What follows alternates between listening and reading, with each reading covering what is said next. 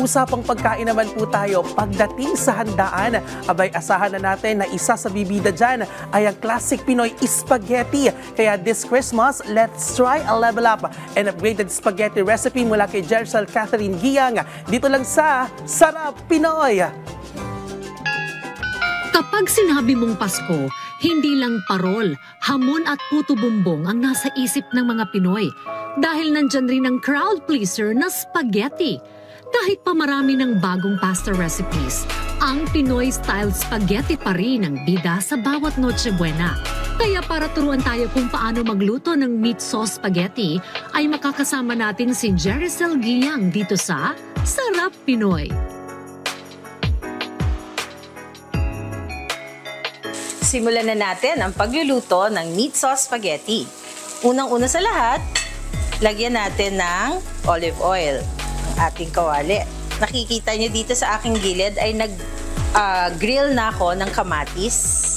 So assuming mainit na siya, lagyan natin ng maraming bawang. Okay, pagkatapos nyan, gigisahin natin ang ating ground beef. So gisahin natin maigi. So we will do this for about 15 minutes hanggang sa lumambot yung ating karne at medyo mag-brown siya. Okay. We'll just put a little bit of salt. Okay, pepper. At konting-konting bouillon cubes. Okay? Para lang may umami taste. So, ayan, nakikita natin, nagba-brown na siya. We will set aside.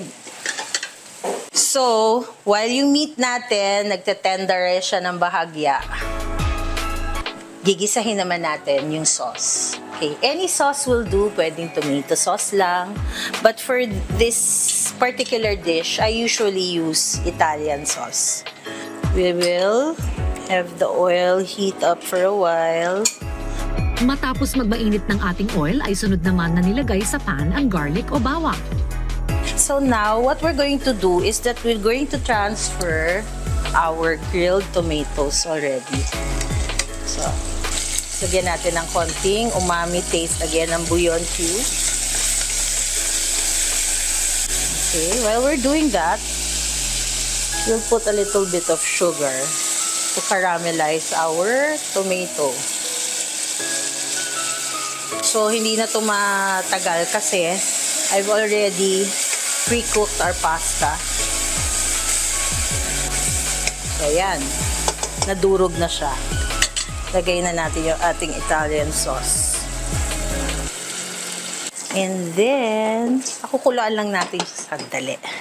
We will go back to our beef. Diba kanina, ginisa natin siya. Lagyan na natin ng konting water just to make it really softer yung beef.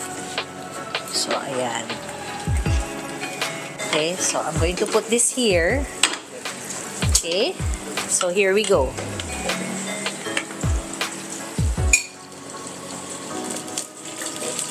So, while we're simmering, let's wait for that. Sige, pwede na to i-plating. Okay, so for a single person living in a single condo, siguro one plating can do. At ito na po ang ating meat sauce spaghetti. Perfect for our Christmas season 2024.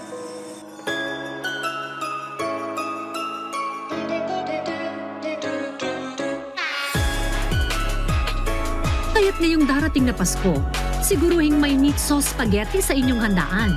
Dahil hindi lang ito basta pagkain, ito ang simbolo ng masarap, makulay at masayang selebrasyon ng Paskong Pinoy. At kung may gusto naman kayong balikan sa mga nakaraan nating episode, maaari nyo yung bisitahin sa aming official social media accounts at Rise and Shine Pilipinas sa Facebook, YouTube at Instagram, habang RS Pilipinas naman sa TikTok at X.